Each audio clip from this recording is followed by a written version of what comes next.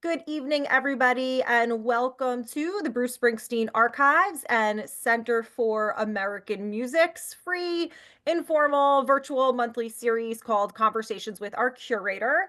I am Melissa Ziobro, the curator and a history professor here at Monmouth University in beautiful West Long Branch, New Jersey.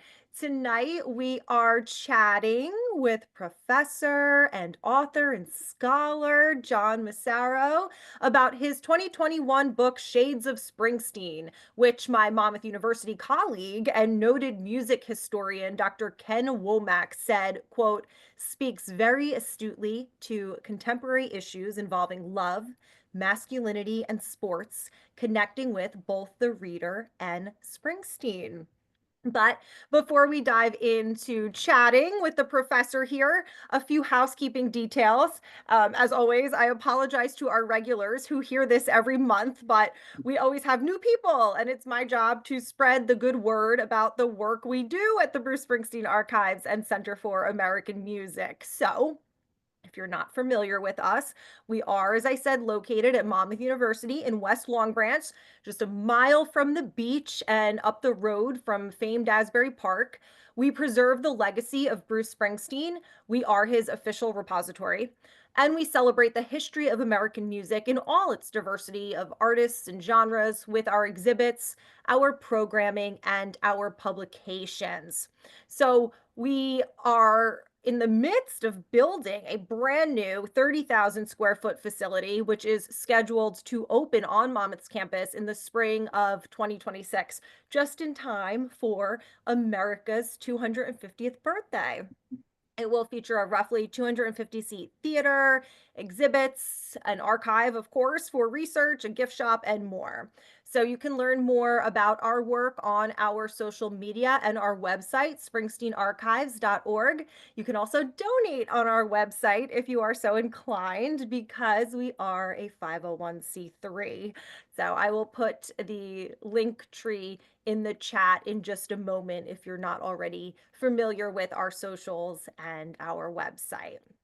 So thank you for letting me introduce us just a bit, because like I said, we always have some new faces in the audience. With that, we can get back to tonight's program. Conversations with Our Curator is this free, like I said, very informal web series that features researchers and writers who are exploring new perspectives in American music history.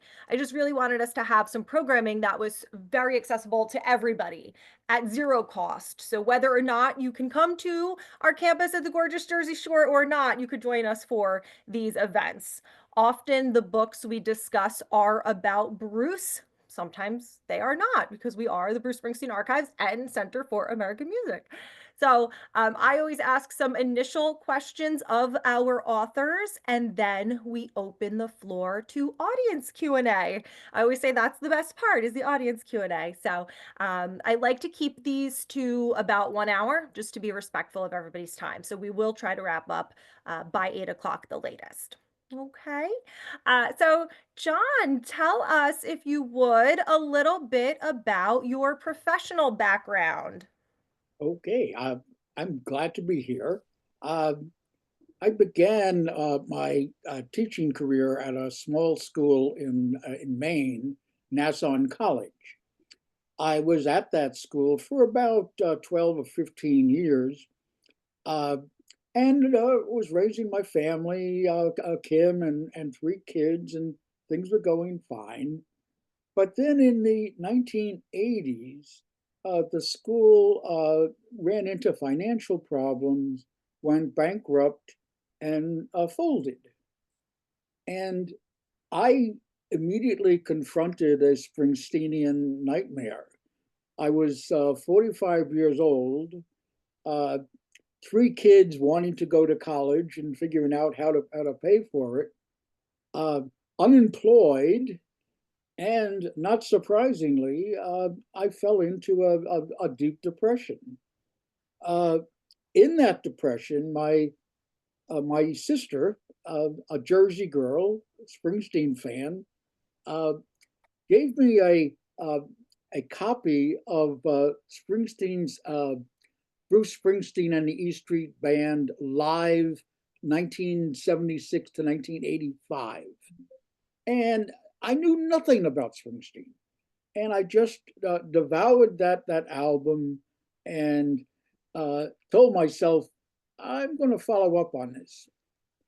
I'd like to say, but I can't, that Springsteen alone saved my life and ended the depression for me and began my new career. But that was due to the love of my family and spouse, antidepressant medications, and the fact that I took a new position at SUNY Potsdam in upstate New York that really saved my life and my career. At at SUNY, I continued to teach the same public law courses I had normally taught, but I started to develop an interest in following Springsteen. This lasted for about 10 years until one day I said, I'm going to do a course. And so in about 2000, I think, I developed what I think is, and I'm not sure of this, okay, the first full-blown, full-credit college course ever devoted exclusively to Bruce Springsteen. Uh, that course went well. In fact, and this is kind of ironic, in 2005, I was invited to the then Monmouth College at the first Springsteen Symposium in 2005 to relate to other Springsteen fans and scholars how to go about teaching a full semester course on Bruce Springsteen. Well, today, as we all know, right, college courses on Bruce Springsteen are not atypical. We've come a long way, and I think rightfully so, rightfully so. So that's how I got started in all of this. I love this. I'm jotting down so many notes here. First, I'm going to have to make a point to get in the archives and see if we can prove that you indeed were the first full course. I would like to get you a little certificate if we can prove that. I love that. I think And then I would just note for everybody, if you're not aware, if it's not on your radar, we're going to have 3 days of Springsteen events in September. So stay tuned for more information on that, one of which will be an academic conference reflecting on the 50th anniversary of Born to Run. So stay tuned for more info to come on that. Melissa, Melissa, I Uh, think I can document that I was the first speaker at the first symposium because my panel was supposed to speak and we were the first panel and they screwed up the names and somehow I went first. So so I'm I sure we did have it it in the as archive. backwards. Okay. I'm sure. I'm going to jump ahead in my questions a little bit because you just mentioned this class that you taught, and it's actually comes up in part 2 of your book on Springsteen and politics. And the class, if I'm not mistaken, is Walk Tall: Politics, Beauty, and Meaning in the Lyrics of Bruce Springsteen. That was the original name. It's had various names. I had to adjust different names according to what I was teaching. But the first one in 2001 or so, uh, that was the title, and it as as the course did and the book does eventually.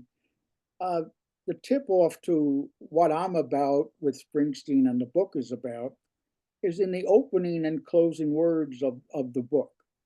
And that statement is it's all about connections. Mm.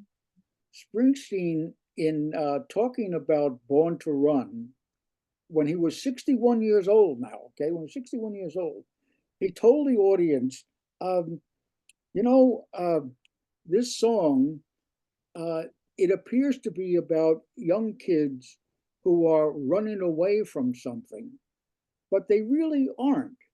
They're searching for something. And the thing they're searching for is connections. And Springsteen then says about himself, um, in my life, I have been seeking connections. Mm. And uh, how does he say it? Individual freedom without connections to a community is pretty meaningless. And he says that's why that boy and girl in Born to Run were out on the road that night. They were seeking something. And then he says, really wonderfully, okay, and that's why I'm here tonight. And kind of ironically, I think that's why I'm here tonight. On this theme of connection, you bring this up in the introduction to the book. Your book comes out in 2021, but you were writing it during COVID. Is that correct? Yes, and that's what's really strange, writing a book about connections at a time that everyone is telling us not to connect. So it was kind of a, a curious way of going about it. But I mean, that's the beauty of media and music. Uh, Even in times of stress like that, we can connect. And it began with I began the course primarily looking at my students who, of course, college age. And what struck me was, well, what happens when you're college age? As far as I can recall about myself. Well, number one, you're lonely, scared, and alienated. You don't know what you're going to do with your life. Well, Springsteen in Born to Run tells us about that. I'm a scared and lonely rider. I can't stand myself alone again. Uh, I'm born to run. And that's delightful, okay, that you have to go through that. But then Eric Erickson talks like this. We move to a second stage. And that second stage is young, uh, young adulthood, in which instead of running, one starts to fight back. One starts to assert themselves as forces in their political realm. And so we see, and here we have the whole darkness at the edge of town album, and that whole notion of spitting in the faces of these badlands, of coming home from work and going racing in the streets, are all on that theme of fighting back, asserting yourself. I found this guitar and I learned how to make it talk. That's all fighting back. And then the third stage is maturity. And in maturity, and here I can't, the time doesn't allow it, but in maturity, we go through these circles of love, or at least can go through these circles of love. Love of self, love of a special another in a marriage, perhaps, love of children, uh, not prove it all night, but the one about his son, the one he wrote about his son that I cannot think of, and love of friends. If I should fall behind, stay with me. He turns that into an ode of friendship in the video, and then eventually love of country, Mm. the rising, and hopefully, love of the world. You become a citizen of the world through Springsteen. Now, I don't want to be too facile with this. It doesn't happen all the time. We don't go through these turnstiles and then we never go back. The beauty of what Springsteen writes about is that we keep failing. We try to be the mature citizen who loves the world, but we get caught up in our own foibles. So that's how that connects.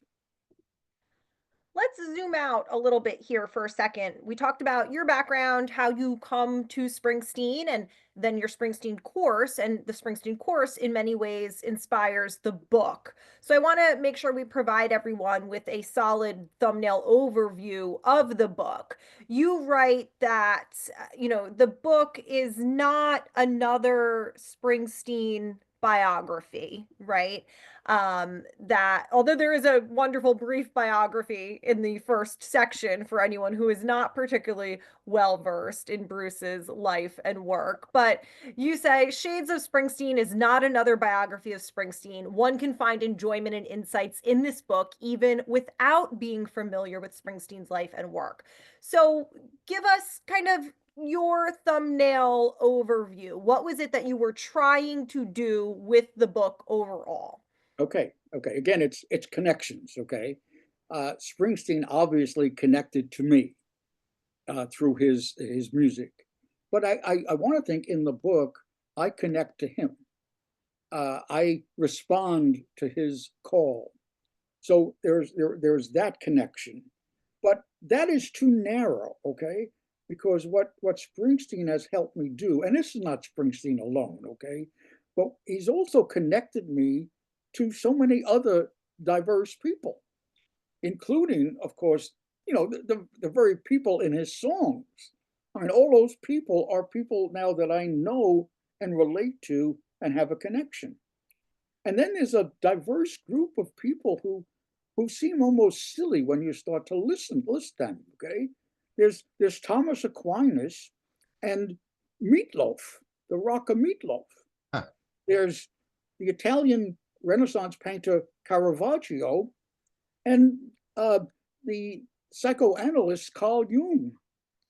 And there's J. Edgar Hoover and Mao Zedong and uh, F. Scott Fitzgerald and, well, not so much F. Scott Fitzgerald, but connected with J. Gatsby.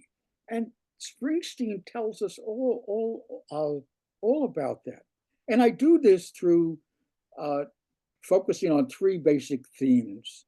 All right, the book kind of says four, but the more I think about it, there are three basic themes, and that's the theme of politics, the theme of love, and the theme of masculinity. And How did you settle on those three: politics, love, and masculinity? Were there others kind of rattling around, or did you know that those were your themes from the beginning? I knew they were the themes. I knew it's politics because uh, I grew out of politics. That's what I taught.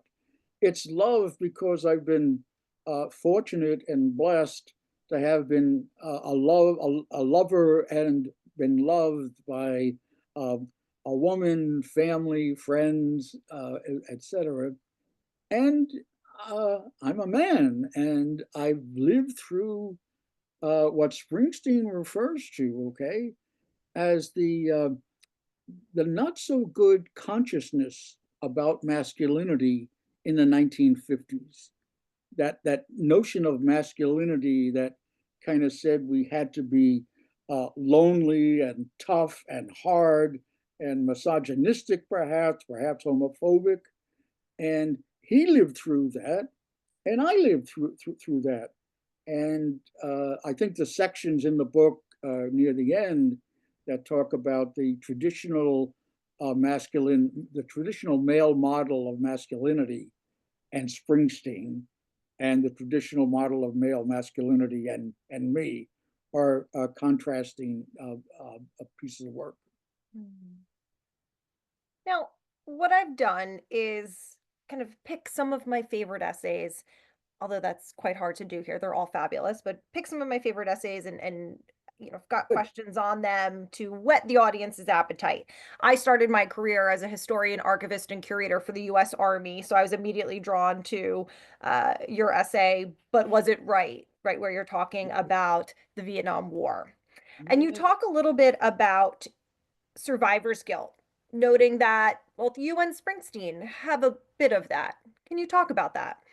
Yeah, all males my age and who lived through the Vietnam War carry this survivor's guilt that uh, Springsteen and I, and actually a lot of friends, have gone to the wall, and we've looked through that book that they have there that is broken down by towns, and we start looking at towns that we lived in and looking up anyone that we know who might have died in Vietnam, not because we're morbidly curious, okay, but because we feel a sense of guilt that, as that article says, that perceptive article, okay, they stood in for me.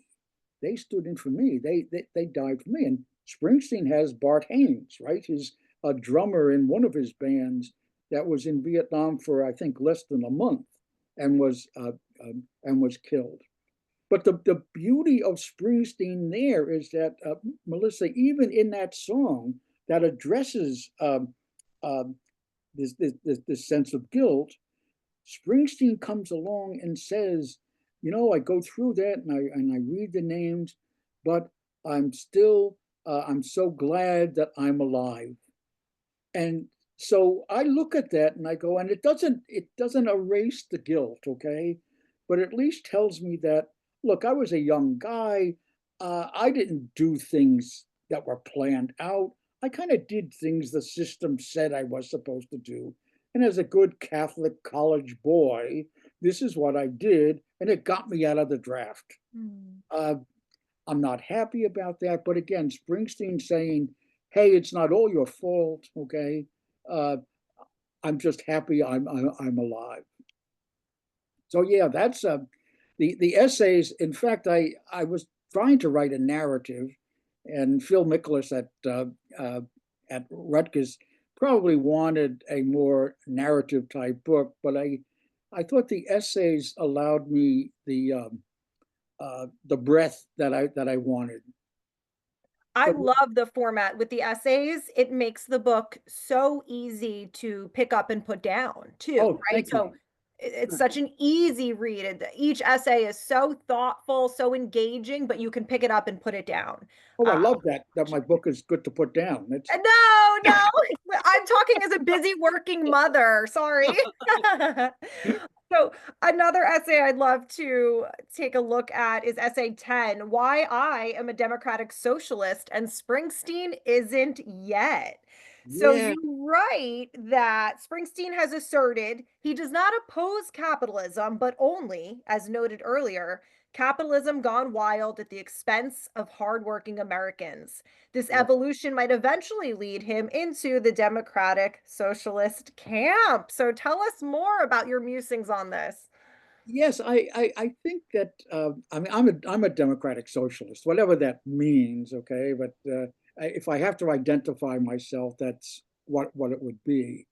Uh, and Springsteen is not. Springsteen is a wonderful what I would call New Deal liberal, although he would resist any terminology like that. I think one of the reasons that Springsteen doesn't come to any of the symposiums very often is that he doesn't want to be categorized by us academic types. So uh, I forget where I was going with this. He doesn't see he will not fault the system itself for what is going on. He's doing it more and more. On that breakdown of is it nature or nurture that shapes a man, Springsteen is much more inclined than most people to say it's nurture. And so the system and parenthood and capitalism has something to do in shaping people. But he hasn't gone so far, to say the system is the problem. And of course, I look at things like 60 years ago, uh, 60 years later. If you go back to the 1980s, uh, the average person, the average worker in the United States, uh, he made about he was 20 to 1 in terms of the ratio between what he earned and what the highest executive earned. 20 to 1. This is 60 years ago. Today, after both Democratic, I would note here, and Republican rule, today that ratio is 271 to 1. There has been a tremendous imbalance of equality, financial equality in the United States, Mm. and Springsteen is aware of that. I mean, that's the beauty of him. His songs support so much of what I would call democratic socialism, which is socialism that isn't imposed on anyone. It's Bernie Sanders socialism by choice. To make it as simple as possible, I would think in a contest between, say, Senator Warren from Massachusetts and Bernie Sanders, Springsteen would probably be with Warren. I would be with Bernie. But we'd agree on a lot of things, and that is that uh, the working class uh, is still getting hurt. Mm. I thought there was so much to mull over in that essay, particularly great essay. Next essay I would like to highlight is essay 11, Racism and American Skin, 41 Shots. This Okay. is an essay that speaks to me as the daughter of a retired police officer, as the wife of a retired police officer. Oh, I hear people get so upset about this song, and I say, "Did you not listen to the whole thing? What are you talking about?" good for And you. you, of course, hit that on the head. You said, "I think the New York City police and many others miss an essential point of this song, at least in regard to improving race relationships in the United States. Springsteen is indeed sending a helpful message of caution to all young Black males about how they should react when the police stop them." But then we jump down a little bit, and of course, you point out there is, however, another dimension to Springsteen's sense of compassion in this song lyrics. Police officers are often called to make instantaneous life or death decisions. He's Mhm. depicted as kneeling over the victim's body in the vestibule, praying for his life. So, if you could talk to us a little bit about your take on 41 Shots. Okay, well, that's wonderful that you realize that, as a person, but also as a daughter and a wife, that the, the tragedy here, and I don't want to be disingenuous. Okay, I don't like people saying that Springsteen is not saying in this song that police are racist. He is saying that, Mhm. but he's not saying that about police as police. Mhm. He's saying that about police as students of the American culture. Mhm. We have a horrible history of slavery and treatment of African Americans and people of color in this country that we have to deal with. So Springsteen is putting that card on the table, but he's also giving us that second message, as you wonderfully articulated, that uh, you know that if there is less racism, less kind of a knee jerk relationship to what is going on, as in the Amadou Diallo incident, that this is also good for the police. This saves police from not only retaliatory physical harm themselves, but also from the anguish of killing the wrong person. There's a wonderful dual message there. Okay, that is wonderful about Springsteen. And if you'll permit me, there's another dual message in what he does in the song "Glory Days." Everyone sees "Glory Days" as like, oh, this is a wonderful song where Springsteen kind of makes fun of all of us old guys who love to tell stories of when we were wonderful, our athletic conquest for the young woman in the song, the fact that she was a beauty. And that's funny that we all tell, songs about uh, glory days. Well, that's one message, and that's funny, and that's good, and I enjoy it. But notice what else Springsteen does in that song. He listens. He listens to the two people he's talking to. He entertains them, and he gives them an opportunity, and he allows them to relive their glory days. And that, I think, is often missed by people. And that leads me to, and I won't recount it here, but uh, where Springsteen's song "Glory Days" taught me a lesson about my Uncle Phil. That my Uncle Phil died, but if I had lived long enough, I would have been more open to uh, teasing out his glory days from him instead of he had to force talking about the glory days, and I hated that. I hated myself because I did that, and that was Springsteen. And when I talk about connections and how to live, that's one of the things I mean. I'm going to try to restrain my follow-up questions there so we can look at a separate essay. And I have to reserve time for the audience also. So let's jump then to essay 18, Springsteen on Relationships in Tunnel of Love. And Mm. I've been thinking so much about Born to Run because we're preparing for the 50th anniversary of that album. I like here how you write on Tunnel of Love, we're a long way from the passionate yet immature lovers of Springsteen's song Born to Run as they hop into a car and desperately try to escape troubles and responsibility. The maturing Springsteen is no longer writing here about the young lover of Born to Run. Rather, many of the older and wiser lovers in Tunnel of Love want to continue to live, love, work with their partners because that is what true lovers do. So give us some of your comparative analysis on Born to Run and Tunnel of Love. Okay, yeah, Born to Run Again is a youthful song. I always think that, a young person, I think it might have been Walt Whitman who said this, a young person, Whitman doesn't say a young person, but Springsteen says young people just very often want to die for their love, you know?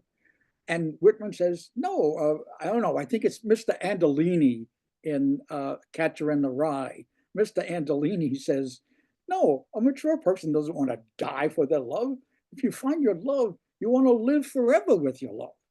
And that's this difference. And Tunnel of Love, well, it gives us examples of bad relationships, okay?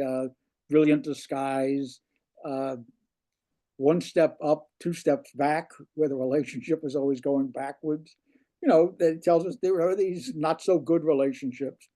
But then he tells us about, well, what does it take to have a, a good relationship? And one of the things he hits upon right away is equality and respect in the marriage. And his song, that wonderful song, "Tougher Than the Rest," what does he do? What does he do? He takes that term tough, which is a masculine term. He's a tough guy, he's a tough guy. And he converts it. Uh, the woman in that song is the equal of the man. First, what is she dressed in? She's dressed in blue, not pink. She's dressed in blue. Uh, he's been around, but maybe she's been around too. Uh, he looks at her, gazes at her, the male gaze, he gazes at her, and she at least glimpses him back. So she's an equal. And what he's saying is, in the ideal marriage, there has to be equality, there has to be respect, there has to be love, and what comes across in the one with the old guy taking the tickets out in front, uh, the Tunnel of Love, the song Tunnel of Love. There's this fat old guy sitting on his little stool taking his ticket from these two lovers. And what does the old guy do? The old guy kind of like, his eyes take a walk all over the girl. He whispers to the guy, good luck, which really is kind of saying, if you will, I hope you get a piece, okay? Which is all counter to what love is all about. And then Springsteen gets on the ride, and it's nice and they're having fun, but the ride runs into trouble. And what Springsteen is saying, that marriages, all relationships are going to be like the carousel, okay? They're going to go around and around. They're going to be good days, bad days, but you've got to be courageous. You've got to be steadfast and courageous and make it work. And it's hard, and it's difficult. But that song is just that album is to me uh, a Springsteen's classic statement on masculinity and uh, feminism. And he does, you know, I want to just add here, if you ever, and I'm sure you've done this, Melissa, but re-listen to Patti Scialfa's Rumble Doll album. That was going to be my next question, and Oh, I was telling myself, cut it off and let the audience go, but please address Rumble Doll. the Rumble Doll album, most people I don't think understand this. At least I haven't seen it written about very much. But in that album, it is brave, courageous, and honest. I mean, she sings about her relation. Now, I don't want to, I don't want to fall into the pattern of every song a songwriter writes is about them. But I think it's pretty clear on that album that she's writing about when she and Springsteen first got together in that particular period. And she says some wonderful things. She said, "Mama, did you ever love a man who seemed like a gem that you were not worthy of?" And that's naive. But then you find out, after all, he's just a man at all. And that to me is the Springsteen Scalfa relationship has been topsy turvy. It's been tough, but they're together. They're together, and they fought it out. And uh, she just does a wonderful job on that album. Well, go ahead. No, I'm jealous I never got to take your class. So let's move to audience Q&A. I am going to start by reading some questions from the chat. If anyone wants to type a question in the chat, you are welcome to do that. And then we'll have the opportunity for folks to unmute and ask a question. But I'm going to start with the ones in the chat. So Sanford asks, can you comment on Renegades, the collaboration between Bruce and Obama on racism, masculinity, small town America, etc.? Yeah, I can't give an answer worthy of that question. I haven't read it. I've read some of it. I I've had a bit of a problem with it, quite honestly. And forgive me, but Springsteen and Obama talking then about themselves being renegades is a little bit far-fetched for me. Uh, Springsteen is John, did you just say that? Oh my goodness, I might have to edit that out. No, okay. Springsteen is a good Catholic boy who, again, seems to accept the system as it is. Uh, Obama, I think, and he had his reasons for doing this. I thought played it safe for 8 years, but here I'm talking as a political scientist more than. But but in fairness, and I'd have to read the whole thing, and it's so what I've said is just my initial impression. Okay. I, This is a question in the chat from Arlen. I would love to hear John's take on Backstreets vis-a-vis masculine feminine interpretations. okay. I never thought of that connection. Okay, but that's interesting. That's what this is for. We're living on a back But street. John, people have always said Terry is either he's talking about a man or a woman using the name Oh, Terry. okay, But okay. also, yeah, but go on. Well, it's certainly that notion of a relationship having its ups and downs, and we're going to live it out on these back streets. It reminds me of used cars where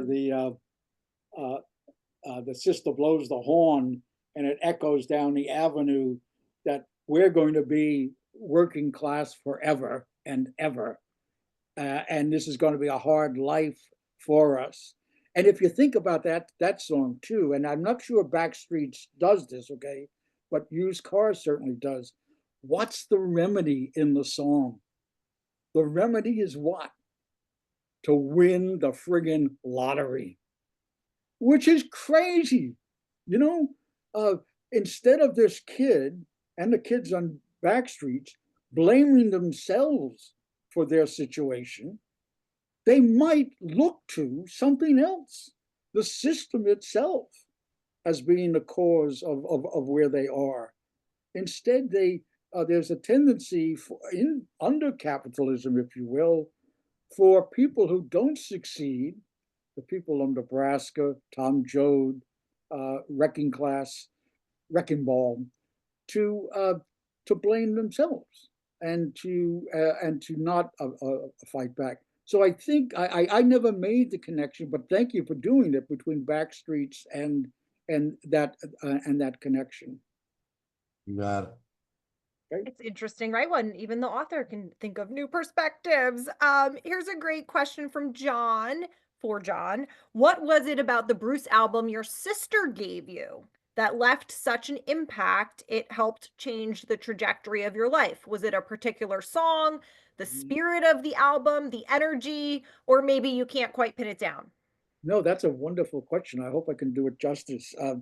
The one that stands out to me is his prelude to I forget what song it is now, but where he talks about his father, his getting into a motorcycle accident and his father having his hair cut Mm.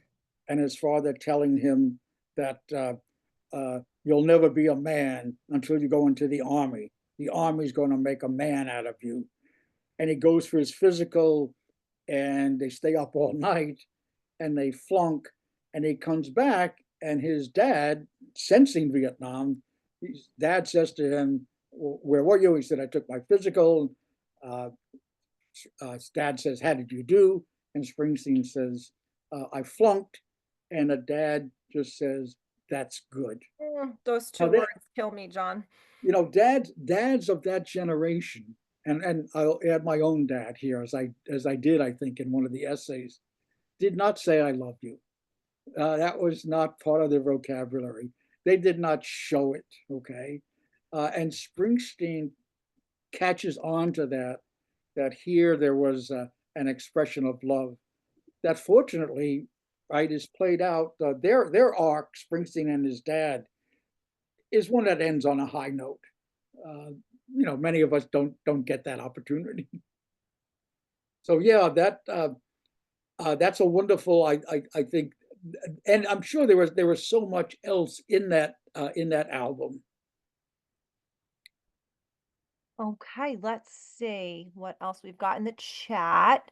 Um, okay, I think we've gone through everything that was in the chat. If anybody would like to unmute and ask a question, I can allow some time for that. Anyone? Recording in progress. Jennifer, did you want to ask a question or are you accidentally unmuted? No, I'm sorry. Okay. No worries. We'll go ahead and mute there. Here's another question in the chat. This is from Tom. As a democratic socialist, what were your thoughts on the ticket price controversy a couple of years back that led to the end of the fan site Backstreets? So much similar to Springsteen. I don't have a head for finances, but I didn't like it. It just seemed that we went along with the system as the system was, and I didn't go. I mean, I haven't been. It's been a while since I've been to. I mean, I retired in 2005. I taught the Springsteen course until 2010. I haven't gone to many of the later ones, but I understand too that like his release now of this seven album set that he's releasing now. Kim and I were talking about this the other day. Oh sure, he's going to make a lot of money on it, and I understand that. But yet at the same time, there are people, scholars like me, who want that, who need that stuff. Okay, and so I'm glad it's out there. Okay, I don't know how much we'll have to pay for it, but I'd rather have to pay for it than not have it at all. So yeah, I grit my teeth about the ticket prices. This is a question in the chat from Luke. Now, this is kind of a Monmouth University specific question that John and the rest of the audience might not be familiar with, but I don't want to seem like I'm hiding from this question. So forgive that preamble. But Luke asks how we feel about Monmouth University closing its polling institute. Monmouth University recently closed its polling institute. You may have heard about Monmouth University polls in the news. They recently closed the polling institute. All I can say about that is what I read from the university president in his communication to the university community was that they made, some decisions about which institutes and centers on campus were most aligned with the university's strategic mission and goals and doing the most work with the students. And a decision was made to close the polling institute. So John, that may be too Monmouth specific for you to comment on, but well, I can say something specifically about Monmouth University. Sure. In the song, what song is it now that well, let me get. Oh yes, okay. There's an essay about, and this is maybe going off on a tangent here, Carl Jung and his notion of a synchronicity. And synchronicity sounds like an involved term, but basically Jung said that synchronicity is when you think about an old friend one day, and then you run into him the next day, the very next day. And Jung says that that's a meaningful coincidence that we can't understand right now, but as we develop, we will. And Springsteen's video for Glory Days is full of synchronization for me. The video is filmed at Miller Stadium in West New York, New York, West New York, New Jersey, where I grew up and played ball and had my glory days. Here's another synchronatic aspect of it. Robert Santelli, your chief, grew up in West New York. And so he probably played at the same stadium where that video is shot. A video, by the way, that's also unique in that it's probably the only video that has features both Julianne Phillips and Patty Skalfer in the same video. I will have to ask Bob about that. I know he moves to Point Pleasant sometime in his childhood, so I don't know if it was before his baseball days or not. Another fun trivia fact about the Glory Days video and the red hat that Bruce wears throughout the Born in the USA era. That hat, and I have an article coming out about this. It's my little passion project. The hat says REMBAS on it. And REMBAS stands for Remotely Monitored Battlefield Sensor System. It was a military project, a sensor system that was meant to help detect traffic on the Ho Chi Minh Trail. And it was developed by local military base Fort Monmouth. So it's just funny that this whole album, has these themes of the Vietnam War, and Bruce is wearing this hat from a local military base that was intended to save the lives of troops in Vietnam. So anyway, that's your fun trivia today, totally unrelated to John's book. Well, listen, wasn't that hat a gift from somebody? It wasn't Bruce's own. Yeah, so he gets it from Lance, who's a local musician. Right. Etc. Lance, I've spoken to Lance. Lance is not quite sure where he got it, but I have a sister hat, a twin of the hat from an employee who worked on the project in coordination with RCA in my office. So anyway, guys, that's a little tangent for you. Stay tuned for more on that. But back to the topic at hand. This is a pretty specific question here, John. So I'm going to guess you might know Buzzy. Buzzy types, "Hey John, how much of Glory Days spoke to your success as a New Jersey high school basketball player?" That is a rigged question. Buzzy is my son-in-law who I love dearly. I do write about my glory days in the book. I was an outstanding basketball player in high school, primarily because I took the most shots for my team.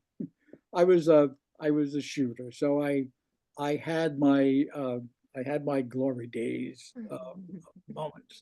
Uh, I I think living a life as an athlete, as a male, as a political scientist has been good. If I might, I don't know.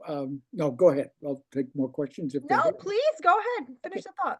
I was going to say the one thing I had a list of musts. Okay, things that I wanted to get in. Oh, please, let's finish with that. Okay, and one of them is Springsteen uh, doesn't change lyrics very often, but he does it from time to time. And he did it one night. I went to the Devils and Dust concert, and he changed the lyrics to one of his songs in a way that I think kind of uh, encapsulates what he's all about as a man who is concerned about treating women fairly. He sings this. He sang the song that night, "The Wish," which is that pain to his mother, and he sings the line, um, "I've got a girl of my own, mom. I popped the question on your birthday." Now, popping the question on his mother's birthday can only mean, and I traced this back and did all the research, okay, that he's talking about popping the question to Julianne Phillips. Okay. That night, 19, after he's with Patti Scialfa, the line becomes, "I've got a girl of my own, mom. Time just slips away." And now he's singing about Patti. Now that's a little thing, okay, but it speaks to this sensitivity he has for a 1950s shaped male to have that uh, uh, uh, perception, okay, speaks wonders, and I think speaks to why feminists have gone from doubting Springsteen with his "Hey little girl," "Hey little girl" stuff, to understanding that he writes about women who are strong, tainted sometimes, uh, but they are strong to be reckoned with and to be treated as equals, and that's I think that comes about in Springsteen because of the feminist movement, because of Adele, his mom was a strong woman, because of Patti, who just is a strong woman who shaped that. But then most of all, and I think this is what we lose sight of, it's Springsteen himself. Okay, we tend to give credit to other people who shaped him, but he did it. Now he went from this apolitical macho kind of a guy to a very political, very strong, and I would say feminist. So yeah, Were there other points on your must cover list? I'm trying to think my list. I don't think so, and I know I'll wake up tonight at 3 o'clock and have one. But I think that, oh no, yes, one more, if I might, just one more. Yes, please. Mike Appel. Mike Appel was Springsteen's first manager, who Springsteen signed a contract that was poison. It was not a very good contract. And for years, Mike Appel has been seen as the bête noire that John Landau came along, and to Landau's credit, did wonderful things for Springsteen. But what people don't know, or I don't talk much about, is in Springsteen's autobiography, he talks about a night during the trial itself, while the trial's going on, where he and Mike Appel go out to drink. And while they're drinking, there's a contract before Springsteen at the bar that is very much like the contract he had. And he says, "Oh, what the hell? I'll sign it." And as he goes to sign it, he feels a hand on his shoulder. And who is it? It's Mike Appel telling him, "Not like this. We're not going to do it like this." And of course, what happens is he doesn't sign the contract. The case is settled settled out of court, and he developed this new relationship with Landau. But I think certainly Landau did much for him. But I think it's important to note that about Mike Appel, and Springsteen has in many ways honored Appel since then. So I think that's the last must. Good. I want to make sure you feel good that you said everything you want to say. We've got 2 minutes left, John. Will you entertain one more question from the audience? Sure, be glad to. What is your opinion on how Springsteen's message changes from his song My Hometown to Death to My Hometown? Oh, sure. Yeah. I'm glad we made you laugh with the last question. Oh, sure. It's the thing that gives me hope that he might be a socialist Democrat. So, from just romanticizing my hometown to kind of realizing that your hometown and the people in your hometown could be treated very badly. I will say this too about that Springsteen in these Trumpian days, okay, Springsteen is not a hater. Trump, I have a sense, will exclude people. If you look at a Springsteen song, Hope and Dreams, The Train is open to everyone, saints and sinners, losers and winners, but also kings. And I dare say, even Donald Trump. If he's willing to get on that train, make that step and understand what it's all about, what we are to do as a people, he's welcomed on that train. And that to me is a fundamental difference between Springsteen's hopefulness and where we are today. Oh, John, I think that's such a timely and relevant place to end. So thank you so much for sharing some of your insights from your decades of teaching Springsteen. And thank you to the audience for coming. Please, again, everyone, keep in touch, connect on our socials, watch our website. We've got some great upcoming programs. We've got a special free virtual history talk on the history and performance practices of the Negro spiritual with Dr. LaToya Lane, a Grammy award-winning performer from the University of North Carolina at Chapel Hill. That's going to be on May 7th, right before our in-person gospel sing-off event on May 10th. And our next conversations with our curator is on New Jersey folk revival music. So lots going on. You can find it all on our website, springsteenarchives.org. And of course, you've got to go get a copy of Shades of Springsteen from Rutgers University Press. Thanks, John. Thanks, everybody. Thank you, Melissa. Have a great night. Take care. Bye-bye. Fabulous call. Thank you.